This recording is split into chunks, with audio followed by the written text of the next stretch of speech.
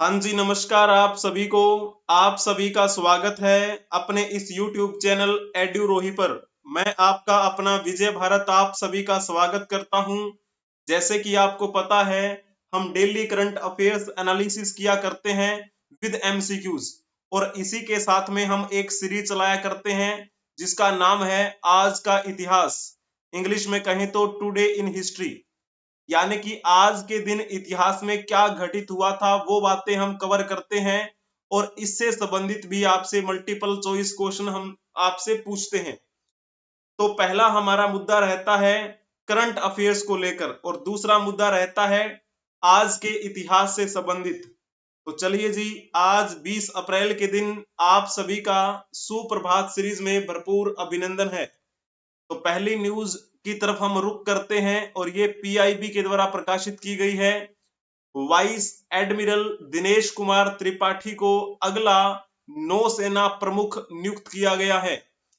तो ठीक है, और ये जो हमारे नए नौसेना के प्रमुख हैं वो 30 अप्रैल 2024 को दोपहर के बाद अपना कार्यभार संभालेंगे। और जब हम बात करते हैं ये किसके द्वारा नियुक्ति की गई है, केंद्र सरकार के द्वारा। तो वर्तमान में हमारे वाइस एडमिरल त्रिपाठी नौसेना के उप प्रमुख के रूप में कार्यरत हैं, और 30 अप्रैल के बाद में ये नौसेना के प्रमुख बन जाएंगे। ठीक है, क्योंकि अभी जो मौजूदा प्रमुख हैं उनका नाम क्या है, admiral Hari Kumar. Admiral R Hari Kumar जो है ना, उनका टाइम पीरियड खत्म होने वाला है 30 अप्रैल को। तो 30 अप्रैल 2024 को एडमिरल आर हरि कुमार सेवानिवृत्त हो रहे हैं, और इनकी नियुक्ति होगी। ये अपना कार्यभार संभाल लेंगे 30 अप्रैल को। अभी तो ये नौसेना के उप प्रमुख के रूप में कार्यरत हैं, लेकिन 30 अप्रैल के बाद में ये प्रमुख बन जाएंगे। वाइस एडमिरल दिनेश कुमार त्रिपाठी का जन्म 15 मई 1964 को हुआ। उन्हें 1 जुलाई 1985 को भारतीय नौसेना की कार्यकारी शाखा में नियुक्त किया गया था। वे संचार और इलेक्ट्रॉनिक युद्ध के विशेषज्ञ हैं। नौसेना में उनकी लगभग 39 वर्षों की लंबी और विशिष्ट सेवा रही है। उन्होंने नौसेना उप प्रमुख के रूप में कार्यभार संभालने से पहले पश्चिमी नौसेना कमान के flag officer commanding in chief के रूप में भी कार्य किया था। तो ठीक है, यहां पर आप देख पा रहे होंगे ये हैं हमारे नए नौसेना के प्रमुख। सॉरी। तो ये जो है 30 अप्रैल को अपना कार्यभार संभाल लेंगे। ठीक है जी, तो इस प्रकार आपको ये बातें ध्यान में रखनी है। वाइस एडमिरल DK त्रिपाठी, इन्होंने भारतीय नौसेना के पोतों विनाश, किर्च और त्रिशूल की कमान संभाली है। इसके अलावा उन्होंने विभिन्न महत्वपूर्ण परिचालन और स्टाफ नियुक्तियों पर भी कार्य किया। इनमें पश्चिमी बेड़े के परिचालन अधिकारी, नौसेना परिचालन के निदेशक, नेटवर्क केंद्रीय परिचालनों के प्रधान निदेशक और नई दिल्ली में नौसेना योजना के प्रधान निदेशक के पद शामिल हैं। ठीक है, तो इस प्रकार ये थोड़ी सी इनके बारे में बातें की थी हमने। अब जैसे बात चल पड़ी है भारतीय नौसेना के बारे में, तो भारतीय नौसेना का आदर्श वाक्य आपको पता है क्या है, शनो वरुण। शनो वरुण। तो ये जो आदर्श वाक्य है ये किस उपनिषद से लिया गया है, आपको वो बताना है, शनो वरुण। तो जब हम बात कर रहे होते हैं इस का मतलब क्या है, इसका मतलब है वरुण हम पर मेहरबान हो।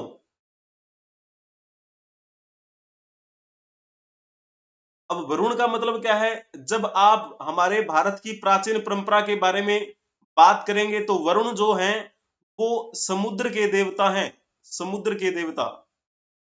तो कहने का भाव ये है कि समुद्र के देवता हम पर मेहरबान होने चाहिए, ऐसा जो हमने ये हमारे नौसेना का आदर्श वाक्य लिया हुआ है। लेकिन जब बात करते हैं किस उपनिषद से हमने लिया है ये, तो ऑप्शन आपको बी टिक कर देना है, तैत्तरीय उपनिषद। तैत्तरीय उपनिषद से लिया गया है शनो वरुण। तो जब हम बात कर रहे होते हैं इस तीसरे पॉइंट के बारे में, जिसे हम क्या बोलते हैं, मुंडक उपनिषद।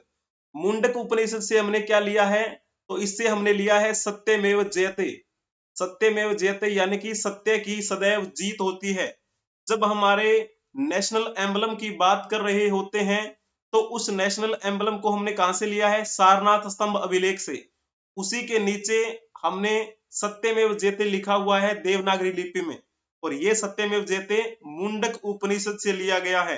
कई बार मुंडक उपनिषद को मुंडकोपनिषद भी लिखा हुआ आपको मिलेगा, क्योंकि इसको क्या है, अभी तो संधि विच्छेद करके लिखा हुआ है, ठीक है ना। तो इस प्रकार आपको ये बिंदु ध्यान में रखना है। और जो पॉइंट आपके सामने लिखा है श्वेताश्वर उपनिषद, तो श्वेताश्वर का मतलब क्या होता है? सफेद घोड़ा। और ये जो उपनिषद है इसमें हमें सबसे पहले मोक्ष शब्द का उल्लेख मिलता है। मोक्ष शब्द का उल्लेख सबसे पहले किस उपनिषद में मिलता है? तो आप कहेंगे श्वेताश्वर उपनिषद में, ठीक है। तो ये पॉइंट भी आपका हो गया कवर। उसके बाद में हम बात करते हैं ऑप्शन ए के बारे में, बृहदारण्यक उपनिषद। तो बृहदारण्यक उपनिषद से क्या लिया गया है? आपने बहुत बार पढ़ा होगा, मैंने भी आपको करवाया है, तमसो मा ज्योतिर्गमय। अगर हम इसकी पूरी बात करें तो क्या लिखा होता है? अस्तो मा सदगमया तमसो मा ज्योतिर्गमय, यानी कि हमें अंधकार से ज्योति की तरफ ले चलो, अंधकार से प्रकाश की तरफ ले चलो। ये जो तमसो मां ज्योतिर्गम्य है, ये कहां से लिया गया है? बृहदारण्यक उपनिषद से। जब हम बात करते हैं कुल संख्या कितनी है उपनिषद होंगी, तो आप कहेंगे 108 उपनिषद हैं कुल। लेकिन जब हम बात करते हैं सबसे बड़ा उपनिषद कौन सा है, तो आप लिखेंगे बृहदारण्यक उपनिषद। बृहदारण्यक उपनिषद ये सबसे बड़ा उपनिषद है। लेकिन वहीं जब हम बात कर रहे होते हैं सबसे छोटे उपनिषद की, तो सबसे छोटा उपनिषद कौन सा है? तो नाम आता है मांडुक्य उपनिषद। मांडुक्य उपनिषद। तो ठीक है, इस प्रकार से आपको ये बिंदु ध्यान में रखना है। मुंडक उपनिषद और मांडुक्य उपनिषद अलग अलग हैं। मुंडक उपनिषद से हमने सत्यमेव जयते लिया है, और मांडुक्य उपनिषद जो है वो सबसे छोटा उपनिषद है। तो इस प्रकार आपको ये बिंदु ध्यान में रखने हैं। अब हम चलते हैं नेक्स्ट न्यूज की तरफ।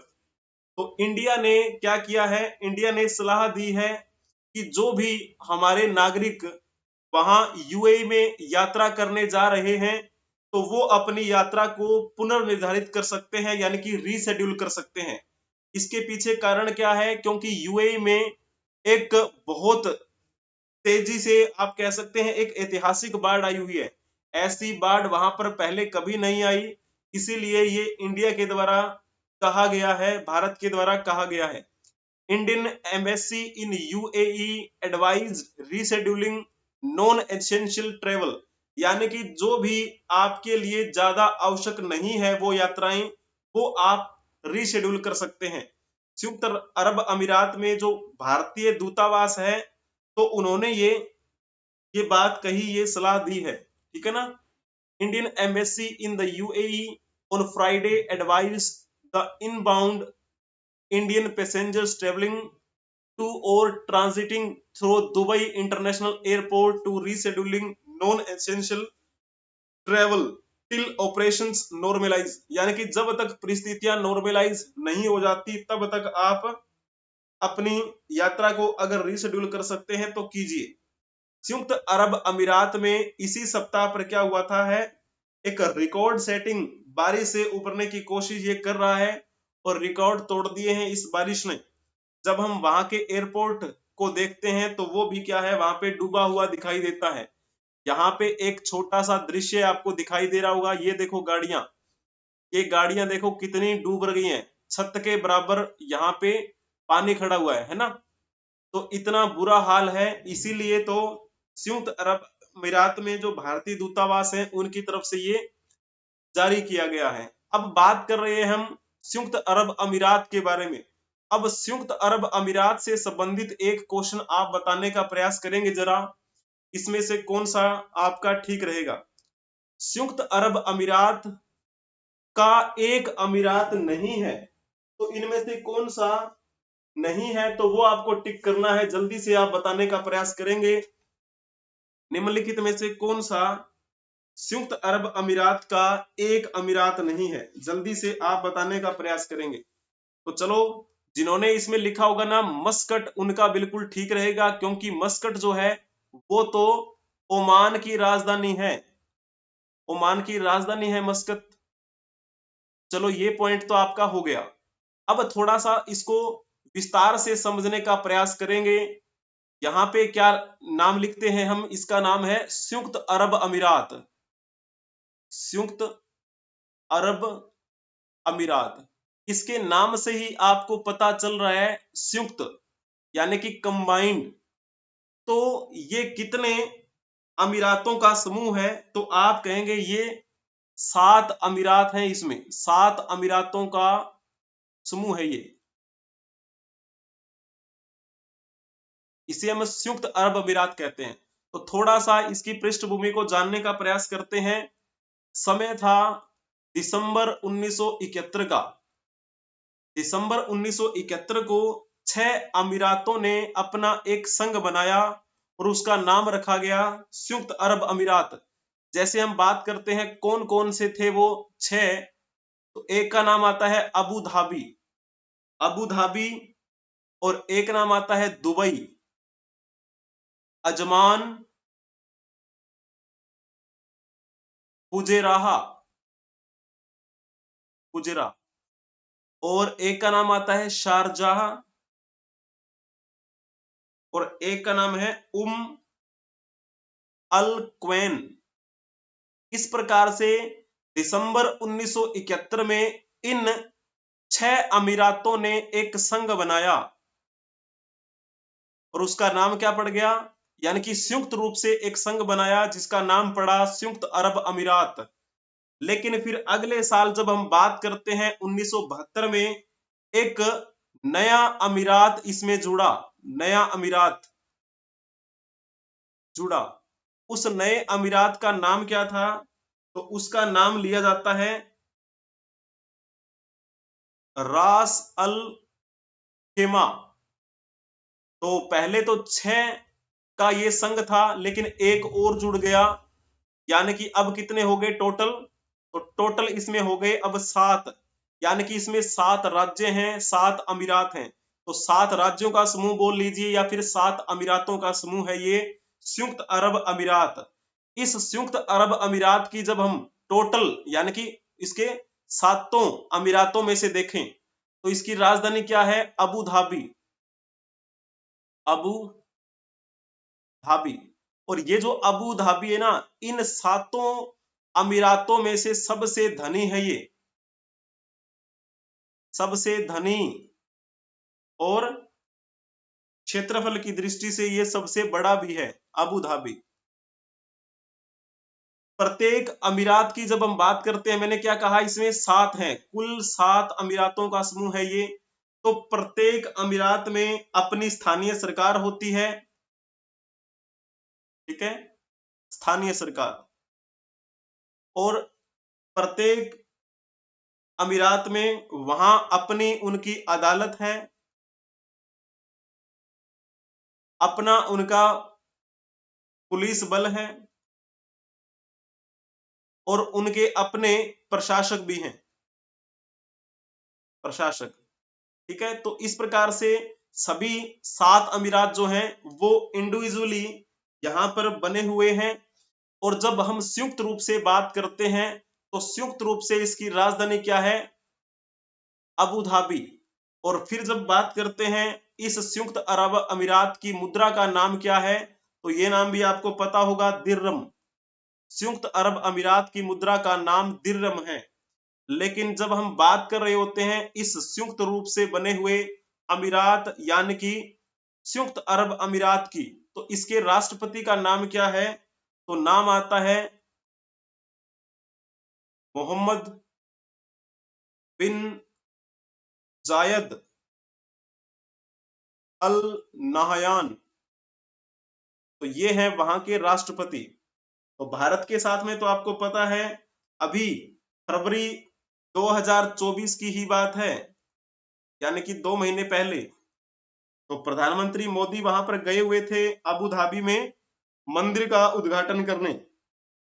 बोचासनवासी श्री अक्षर पुरुषोत्तम स्वामी नारायण द्वारा निर्मित वो मंदिर था और उस मंदिर का वहां पर उद्घाटन किया गया और उद्घाटन करने वहां पर कौन गए थे? भारत के प्रधानमंत्री नरेंद्र मोदी। ठीक है। हालांकि जब हम बात करते हैं हमारे भारत और यूएई के संबंध स्थापित कब हुए थे, तो राजनयिक स्तंभ जो संबंध है वो तो 1972 में ही स्थापित हो गए थे, जब यूएई की स्थापना हुई थी। यानी कि इन अमीरातों का एक समूह बना था जिसका नाम रखा गया था संयुक्त अरब अमीरात। उसी समय से भारत के साथ इनके राजनयिक संबंध बने। लेकिन जब 2015 में प्रधानमंत्री ने वहां का दौरा किया था, उसके बाद से यहाँ पर प्रधानमंत्री मोदी के कितने दौरे हो चुके हैं? 7। तो उसके बाद से संबंधों में थोड़ी सी क्या है, एक नई गति देखने को मिली है। तो इस प्रकार ये भी आपका जो है वो ध्यान में रखना है। यहाँ मैप के माध्यम से देखने का प्रयास करेंगे। ये लिखा हुआ है यूएई, ठीक है ना, संयुक्त अरब अमीरात। तो इसमें कितने अमीरात हैं टोटल? 7 अमीरात हैं। ये 7 अमीरातों का समूह है, ठीक है ना। तो जब हम इसके बारे में यहाँ पर देखते हैं, ये कौन सी है? ये है हमारा अरब सागर, और ये कौन सा है? रेड सी। ठीक है। तो इस प्रकार ये बातें आपको ध्यान में रखनी है, ठीक है ना। और ये ईरान, ये पाकिस्तान, अफगानिस्तान, भारत। चलिए जी, अब हम चलते हैं नेक्स्ट न्यूज की तरफ। India delivers first batch of BrahMos to Philippines. Bharat ने फिलीपींस को ब्रह्मोस की पहली खेप सौंप दी है। और जब हम बात कर रहे होते हैं कि ये ऑर्डर जो किया गया है, ये पहला एक्सपोर्ट ऑर्डर है, यानी कि हमारे देश से बाहर भेजा जाने वाला पहला ऑर्डर, यानी कि निर्यात का पहला ऑर्डर। यह भारत और रूस के संयुक्त उद्यम सुपरसोनिक क्रूज मिसाइल के लिए पहला निर्यात ऑर्डर है। यह डिलीवरी दक्षिणी चीन सागर में फिलीपींस और चीन के बीच तनातनी के बीच में हुई है। आपको पता है ये चाइना जो है वो हर किसी के साथ पंगे लेता रहता है, और चाइना जो है वो साउथ चाइना सी में जितने भी जो द्वीप हैं उन पर भी अधिकार करना चाहता है, और वो कभी न कभी बोलता रहता है कि ये हमारा है, वो हमारा है। तो इसी तनातनी के बीच में भारत ने फिलीपींस को ये ब्रह्मोस की पहली खेप भेज दी है। और जैसे हम बात कर रहे होते हैं, भारत ने शुक्रवार को फिलीपींस को ये ब्रह्मोस सुपरसैनिक क्रूज मिसाइलों की पहली खेप सौंपी। जनवरी 2022 में फिलीपींस ने ब्रह्मोस के तट आधारित एंटीशिप संस्करण की 3 बैटरियों के साथ में भारत के लिए $375 मिलियन का सौदा किया था। $375 मिलियन का सौदा किया था, जनवरी की बात है। और जो भारत और रूस के बीच संयुक्त उद्यम मिसाइल के लिए पहला निर्यात ग्राहक बन गया है ये, ठीक है ना। First export customer for the joint venture missile between India and Russia. पहला बैच भारतीय वायुसेना के परिवहन विमान पर पहुंचाया गया, जो शुक्रवार दोपहर फिलीपींस में उतरा। और जो ये डिलीवरी की गई है उसका विवरण तुरंत उपलब्ध नहीं हो पाया, और जो फिलीपींस आधुनिकीकरण में महत्वपूर्ण बनता चला जा रहा है, इसका आप अंदाजा लगा सकते हैं। यहां पर आपको ये फोटो दिखाने का प्रयास किया है, ठीक है ना।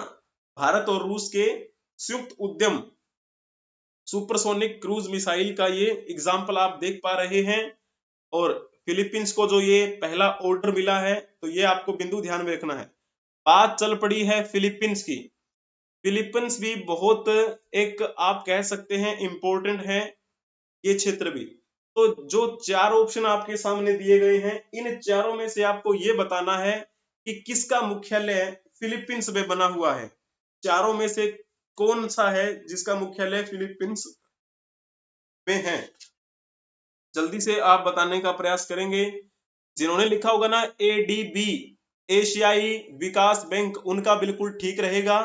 एशियाई विकास बैंक का मतलब आप अंदाजा लगा रहे होंगे, हमारे जो एशिया में जितने भी देश आते हैं उनको विकास की धारा में लेकर आना, और उसके लिए जो भी बन पड़ता है मुद्रा संबंधी वो सारी की सारी उनको मुहैया करवाना। यानी कि ये एक ऐसा बैंक है जो एशियाई देशों के विकास के लिए कार्यरत है।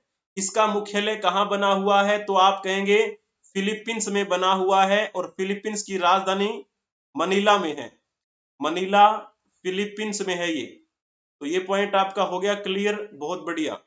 फिर हम जब बात कर रहे होते हैं दक्षिणी पूर्वी एशियाई देशों का जो संगठन है, जिसे हम क्या बोलते हैं, ASEAN, association of south east Asian nation, इसका मुख्यालय कहां पर है, तो आप कहेंगे इसका मुख्यालय है जकार्ता, इंडोनेशिया में।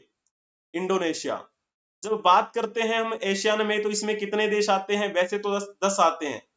ठीक है, जैसे हम बात करते हैं Myanmar, Thailand, Laos, Cambodia, Vietnam, Malaysia, Singapore, Brunei, Philippines, Indonesia. हो गए 10 ना, 2 2 4 2 6 2 8 2 10, हाँ 10 ये हो गए। प्लस में एक जो 11वां था उसका नाम था तिमोर लिस्टे। ठीक है जी, तो तिमोर लिस्टे को भी इसमें सदस्य बनाया गया। लेकिन जब हम एशियान की स्थापना की बात करते हैं, तो इसकी स्थापना तो बैंकॉक में हुई थी, थाईलैंड की राजधानी बैंकॉक में। लेकिन इसका मुख्यालय जो है ना, मुख्यालय जकार्ता में है, इंडोनेशिया के। तो ये पॉइंट आपका क्लियर हो गया, बहुत बढ़िया। अब जैसे बात करते हैं सार्क संगठन के बारे में, हिंदी में क्या बोलते हैं, क्षेत्रीय सहयोग के लिए दक्षिणी एशियाई संघ जो है, south Asian association for regional corporation. तो इस सार्क संगठन का जो मुख्यालय है वो कहां बना हुआ है, तो ये तो आपका काठमांडू में है, काठमांडू, नेपाल में। जब हम इस देश की बात करते हैं तो इसमें कौन कौन से हैं, तो इसमें आपका आता है जो क्या बोलते हैं जो हमारा श्रीलंका है, श्रीलंका की साइड में जो है ना एक, हाँ मालदीव। मालदीव, श्रीलंका, भारत, पाकिस्तान, अफगानिस्तान, नेपाल, भूटान, बांग्लादेश, ये सारे के सारे इस सार्क के देश हैं, यानी कि सार्क के सदस्य देश हैं। इसका मुख्यालय कहां पर है, काठमांडू में। और जब हम बात कर रहे होते हैं अंतरराष्ट्रीय मुद्रा कोष के बारे में, यानी कि अंतरराष्ट्रीय स्तर पर मुद्रा से संबंधित जो बातें हैं वो यही अंतरराष्ट्रीय मुद्रा कोष ध्यान में रखता है। और इसकी स्थापना कब हुई थी, 27 दिसंबर 1945 को। इसका मुख्यालय कहां पर है, तो आप कहेंगे वाशिंगटन डीसी। वाशिंगटन डीसी ये कहां पर है, ये संयुक्त राज्य अमेरिका में है। संयुक्त राज्य की राजधानी है वाशिंगटन डीसी। इस वाशिंगटन डीसी का नाम अमेरिका के पहले राष्ट्रपति जॉर्ज वाशिंगटन के नाम पर पड़ा था। और अंतरराष्ट्रीय मुद्रा कोष का मुख्यालय यहीं वाशिंगटन डीसी में है। जो भी इस आईएमएफ यानी कि अंतरराष्ट्रीय मुद्रा कोष के सदस्य देश हैं, उन सदस्य देशों को विदेशी विनिमय में सुविधा प्रदान करना, अंतरराष्ट्रीय व्यापार में सहयोग करना, भुगतान को प्रोत्साहन करना और आर्थिक उन्नति में मदद करने के लिए एक अंतरराष्ट्रीय तंत्र का निर्माण करना, ये इसका मुख्य उद्देश्य है। तो चलो जी, बहुत बढ़िया है। जैसे कि आपको पता है, कोई भी क्लास हम जब कवर करते हैं उसकी पीडीएफ आपको प्रोवाइड करवा दी जाती है टेलीग्राम पे। तो टेलीग्राम पे जब आप सर्च करेंगे EDUROHI, तब आप अपने इस एडुरोही चैनल की जो पोस्ट है वो देख पाएंगे। वहां पर आपको डेली एक क्वेश्चन भी मिलता है और डेली आपको क्लास की पीडीएफ भी मिल जाती है। तो न्यूज से संबंधित बातें तो हमारी हुई। अब हम बात कर लेते हैं आज के इतिहास से संबंधित। और आज क्या है, आज 20 अप्रैल है। तो 20 अप्रैल के दिन इतिहास में क्या घटित हुआ था, कुछ इंपॉर्टेंट बातें हम कवर करेंगे। यहाँ पर आप फोटो देख पा रहे होंगे, ये फोटो देख पा रहे हैं ना जो, इनका नाम क्या है, इनका नाम है, एक सेकंड कलर चेंज कर लेते हैं, चलिए जी, इनका नाम है गोपीनाथ मेहंती या गोपीनाथ मोहंती भी नाम आपको पढ़ने को मिलेगा, गोपीनाथ मोहंती। इनका जन्म आज ही के दिन हुआ था, जन्म 20 अप्रैल 1914 को इनका जन्म हुआ। और कहां पे हुआ? उड़ीसा में। कटक जगह पड़ती है ना उड़ीसा में, कटक, तो वहीं पर इनका जन्म हुआ था। और इनकी जो मृत्यु हुई थी वो हुई 20 अगस्त 1991 को। अब ये किसके लिए फेमस है? पहले मैं आपसे एक क्वेश्चन पूछूंगा, उसके बाद में थोड़ा सा हम इनके बारे में विस्तार से जानेंगे। निम्नलिखित में से कौन सी रचना गोपी बाबू द्वारा लिखी नहीं गई है? यानी कि इनका नाम क्या है? गोपीनाथ मोहंती। वैसे इनको ज्यादातर गोपी बाबू के नाम से जाना जाता है। तो चारों ऑप्शन आपके सामने दिए गए हैं, चारों में से आपको ये बताना है कि इनके द्वारा जो रचना नहीं लिखी गई वो, तो जिन्होंने डी ऑप्शन टिक किया होगा ना उनका बिल्कुल ठीक रहेगा। महाविभास सूत्र जो है वो गोपीनाथ मोहंती के द्वारा नहीं लिखी गई, तो फिर किसने लिखी थी? तो नाम आता है वसुमित्र का। वसुमित्र के बारे में तो आप जानते होंगे, तो थोड़ा सा आपको समझने का प्रयास करना है चौथी बौद्ध संगीति के बारे में। चौथी बौद्ध संगीति का आयोजन कब किया गया था? पहली सदी में, यानी कि अगर देखें तो 78 ईस्वी की बात है जब चौथी बौद्ध संगीति का आयोजन किया गया। कहां पे किया गया? कुंडलवन कश्मीर में। और किस राजा का टाइम चल रहा था उस समय? तो कुषाण वंश के सम्राट कनिष्क गद्दी पर बैठे हुए थे। तो सम्राट कनिष्क के शासनकाल के दौरान ये सब बातें हुई। इसी चौथी बौद्ध संगीति में अध्यक्ष कौन बने थे? तो नाम आता है वसुमित्र का। और वसुमित्र अच्छे लेखक भी थे, इन्होंने रचना लिखी है महाविभास सूत्र। और इस चौथी बौद्ध संगीति में उपाध्यक्ष कौन बने थे? तो फिर नाम आता है अशव घोष का। अशव घोष भी वासुमित्र की तरह ही अच्छे राइटर थे। हालांकि अशव घोष के द्वारा दो रचनाएं जो बड़ी प्रसिद्ध हैं, रचनाएं तो इन्होंने और भी लिखी थी। अशव घोष ने एक रचना लिखी जिसका नाम है सूत्रालंकार। और एक रचना आपने जरूर सुना होगा, उसका नाम बुद्ध चरितम। बुद्ध चरितम जिसे बौद्धों की रामायण कहा जाता है, ये जो है ना, ये भी अशव घोष के द्वारा रचित है। तो जिन्होंने डी ऑप्शन टिक किया था इसमें उनका बिल्कुल ठीक रहेगा, क्योंकि डी ऑप्शन जो है वो गोपीराम बाबू द्वारा लिखित नहीं है। तो बाकी जैसे लिखते देख लेते हैं। प्रजा, ये जो प्रजा रचना है इन्होंने ही लिखी थी। ये एक उपन्यास है जो 1945 में प्रकाशित हुआ था। अमृतर संतान की जब बात करते हैं, ये भी एक उपन्यास है जो 1947 में प्रकाशित हुआ। माटी मटाल की बात करते हैं, ये भी एक उपन्यास है जो 1964 में प्रकाशित हुआ था। तो ये थोड़ी सी बात हमने क्वेश्चन के माध्यम से देखी, तो आपको ये तो पता चल गया होगा ये एक साहित्यकार थे, ये एक बेहतरीन लेखक थे, ठीक है, और ये बेहतरीन कथाकार थे। इन्होंने बहुत सारे उपन्यास लिखे, बहुत सारी रचनाएं लिखी। जैसे हम बात कर लेते हैं इनके द्वारा लिखे गए उपन्यासों के बारे में। उपन्यास कौन कौन से लिखे थे? एक नाम आता है मन गहिरर चास, ये 1940 में प्रकाशित हुआ था।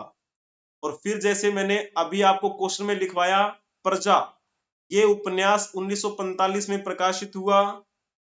और एक नाम है अमृतर संतान, ये 1947 में प्रकाशित हुआ। सपन माटी, ये 1954 में प्रकाशित हुआ। और एक नाम आता है माटी मटाल का, ये उपन्यास कब प्रकाशित हुआ था? 1964 में। तो ये तो बात हुई उपन्यासों के बारे में।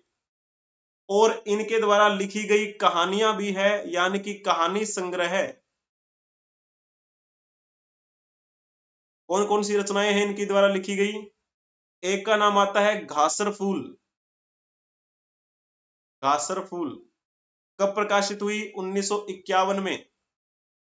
एक नाम आता है कहानी संग्रह का नव वधु, जो कि 1952 में प्रकाशित हुई, ठीक है। एक नाम आता है उड़ता खई 1971 में प्रकाशित हुई। ठीक है। फिर जब हम इनके नाटकों की बात करते हैं, ये एक अच्छे लेखक थे, जैसे मैंने आपको बताया इन्होंने कई नाटक भी लिखे थे, जिनमें से दो बड़े प्रसिद्ध हैं। मुक्ति पथे, मुक्ति पथे 1937 में प्रकाशित हुआ। एक का नाम है महापुरुष, और ये 1958 में प्रकाशित हुआ। इनके द्वारा और भी रचनाएं लिखी गई थी, लेकिन ज्यादा हमें आवश्यकता है नहीं बात करने की। ठीक है ना। तो इस प्रकार आपको ये बिंदु ध्यान में रखना है। चलिए, बहुत ही बढ़िया। 1973 में इनको क्या दिया गया था? एक पुरस्कार दिया गया 1973 में। उस पुरस्कार का नाम क्या था? ज्ञानपीठ पुरस्कार। ठीक है। और फिर क्या किया गया? 1981 में इन्होंने कला के क्षेत्र में बहुत महत्वपूर्ण कार्य किया। साहित्य की दृष्टि में, शिक्षा की दृष्टि से बहुत महत्वपूर्ण कार्य किया। इसीलिए क्या किया गया? 1981 में भारत सरकार द्वारा इन्हें पद्म विभूषण से सम्मानित किया गया। पद्म विभूषण से सम्मानित। पद्म विभूषण की जब हम बात कर रहे होते हैं, तो ये दूसरे नंबर का सर्वोच्च नागरिक सम्मान है।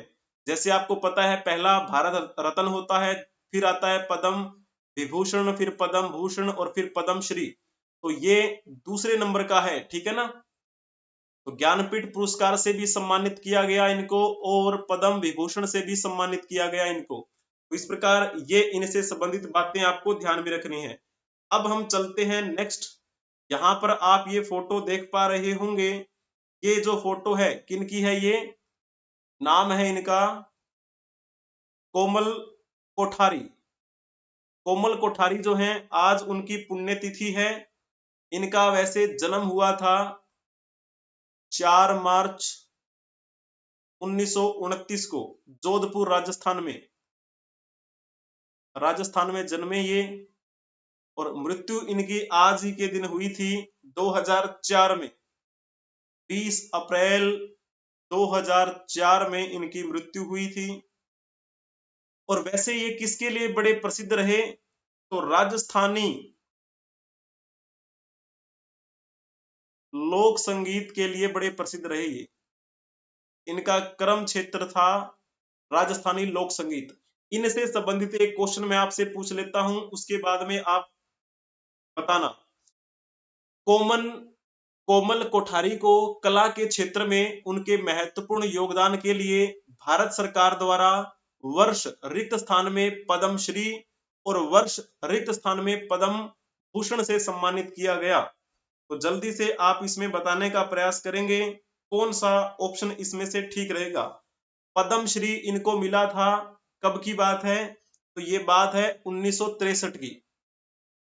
1963 में पद्मश्री मिला, और फिर इनको 2004 में पद्म भूषण से सम्मानित किया गया।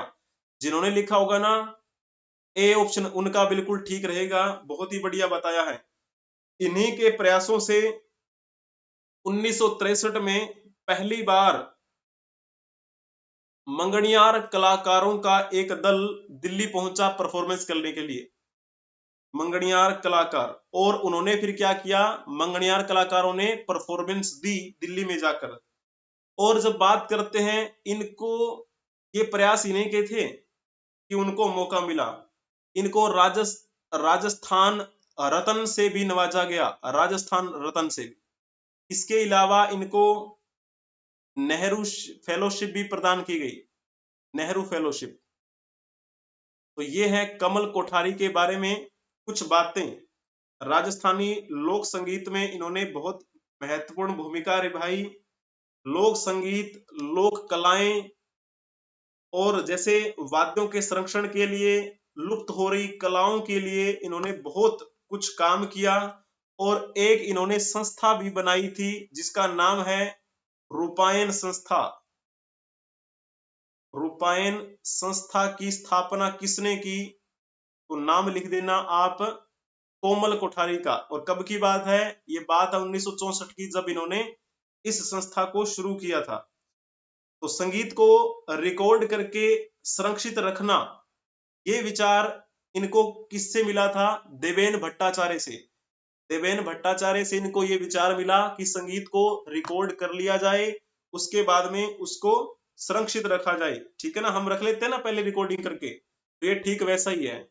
फिर जैसे हम बात कर लेते हैं अब नेक्स्ट, यहाँ पर आप फोटो देख पा रहे होंगे, ये कौन है? तो आप कहेंगे जी ये तो है पन्नालाल घोष। पन्नालाल घोष। पन्नालाल घोष के बारे में जब हम बात कर रहे होते हैं, इनकी आज पुण्यतिथि है। और इनका वैसे जन्म कब हुआ था? इनका जन्म तो हुआ था 24 जुलाई 1911 को, पूर्वी बंगाल की बात है। और इनकी मृत्यु आज ही के दिन हुई थी, और वो 20 अप्रैल 1960 को इनकी मृत्यु हुई। और नई दिल्ली में इनकी मृत्यु हुई। बंगाल में ये जन्मे थे, नई दिल्ली। ठीक है, और यहां से आप फोटो में देख पा रहे होंगे, ये बड़े ही प्रसिद्ध बांसुरी वादक हैं। बांसुरी वादक, आपको पता है ना बांसुरी का पहले प्रयोग कैसे हुआ था? पहले प्रयोग होता था लोक, जो संगीत होता था ना, लोक वाद्य यंत्र के रूप में प्रयोग किया जाता था बांसुरी को। लोक वाद्य यंत्र से इन्होंने बांसुरी को शास्त्रीय वाद्य यंत्र बना दिया। शास्त्रीय वाद्य यंत्र, तो इनसे पहले बांसुरी को लोक वाद्य यंत्र के रूप में जाना जाता था। जो भी लोक संगीत हुआ करते थे उन्हीं में बांसुरी का प्रयोग होता था। लेकिन जब इन्होंने इस बांसुरी को इतना प्रचार प्रसार कर दिया बांसुरी का इन्होंने, कि वो शास्त्रीय वाद्य यंत्र के रूप में प्रयोग होने लगा। अब मैं आपसे पहले एक क्वेश्चन पूछ लेता हूं, पहले आप ये बताओ, बांसुरी को लोक वाद्य यंत्र से शास्त्रीय वाद्य यंत्र के रूप में स्थापित करने का श्रेय किसे जाता है? तो 4 ऑप्शन आपके सामने दिए गए हैं, आप बताने का प्रयास करेंगे। अब जैसे मैंने अभी आपको बताया था कि लोक वाद्य यंत्र से शास्त्रीय वाद्य यंत्र के रूप में स्थापित किया इन्होंने बांसुरी को, यानी कि किसने किया था? पन्ना बाबू, या फिर पन्नालाल बाबू बोल देते हैं। पन्नालाल बाबू बोल दीजिए, या फिर इनका नाम पन्नालाल घोष आपको पढ़ने को मिलेगा। अब आप सोच रहे होंगे कि 4 ऑप्शन दिए गए हैं, इनमें तो इनका नाम है ही नहीं। तो इनमें इनका एक नाम और भी है, वो है इनका नाम अमल ज्योति घोष। तो चाहे अमल ज्योति घोष लिखा आए तो भी क्या है, आपको ये सोचना है कि ये पन्नालाल बाबू के बारे में बात हो रही है। तो जब हम बात करते हैं ऑप्शन बी के बारे में, ये जो है ना, ये अमल ज्योति घोष के पिता थे, यानी कि पन्नालाल घोष के पिता का नाम है हरि प्रसाद चौरसिया जो हैं। इन्होंने बांसुरी वादन को विश्व भर में प्रसारित किया, विश्व भर में फेमस किया इस बांसुरी को। अब तो आपको पता है विदेशी भी बांसुरी का बहुत प्रयोग करते हैं अपने संगीत में। लेकिन जब हम बात कर रहे होते हैं अमल ज्योति घोष के बारे में, यानी कि पन्नालाल घोष के बारे में, तो इनको क्या बोला जाता है? शास्त्रीय बांसुरी के जन्मदाता, यानी कि शास्त्रीय बांसुरी। तो बांसुरी को शास्त्रीय वाद्य यंत्र के रूप में प्रयोग किया जाने लगा, किसकी बदौलत? किसके बाद में? तो पन्नालाल बाबू के बाद में। और इनको क्या बोला जाता है? बांसुरी का मसीहा बोला जाता है, बांसुरी का मसीहा, है ना। इस प्रकार आपको ये बातें ध्यान में रखनी है। इनके बारे में और जैसे थोड़ा बहुत हम जानने का प्रयास करेंगे, तो 20 अप्रैल 1960 को इनकी मृत्यु हो गई थी। और ये भारतीय वाद्य यंत्र इन्होंने अपने शिष्यों को सौंप दिया, और फिर इस दुनिया से ये विदा ले गए। ठीक है, तो आज इनकी पुण्यतिथि है। इस पुण्यतिथि पर हम सभी इन्हें और इनसे पहले जो हमने बात की थी कोमल कोठारी जी और गोपीनाथ मोहंते, उन सभी को श्रद्धांजलि अर्पित करते हैं। तो आज के लिए हम इतना ही रखते हैं। अगर वीडियो पसंद आई है तो लाइक कर दीजिए, चैनल को शेयर कर दीजिए, और सब्सक्राइब भी कर लीजिए। एडू रोही ऑफिशियल अपने चैनल का नाम है, और एक चैनल और भी है जिसका नाम है एडू रोही ऑफिशियल शॉर्ट्स, तो ये भी आप सब्सक्राइब कर लीजिएगा। आप हमें फॉलो कर सकते हैं ट्विटर, एक्स पे, टेलीग्राम पे, इंस्टाग्राम पे, बशर्ते आपको सर्च करना है EDUROHI24, एडू रोही 24 सर्च करेंगे तब आप हमें वहां पे खोज सकेंगे। किसी भी परीक्षा की तैयारी से संबंधित जानकारी के लिए व्हाट्सएप पर संपर्क करें 8307730527, और आपको पीडीएफ यहाँ पर मिल जाएगी। जैसे कि क्लास जब भी आपकी खत्म हो जाती है उसके बाद में आपको पीडीएफ भी प्रोवाइड करवा दी जाती है टेलीग्राम चैनल पे, सर्च कर लेना आप वहां पर एडू रोही 24, और एक क्वेश्चन भी आपको वहां पर मिलेगा, तो क्वेश्चन का भी आप जवाब देना। इसी के साथ में एक और भी बात मैं आपको कहना चाहूंगा, जब आप इस चैनल को देखेंगे यानी कि अपने एडू रोही ऑफिशियल को, तो वहां पर कम्युनिटी नाम का ऑप्शन होगा, कम्युनिटी।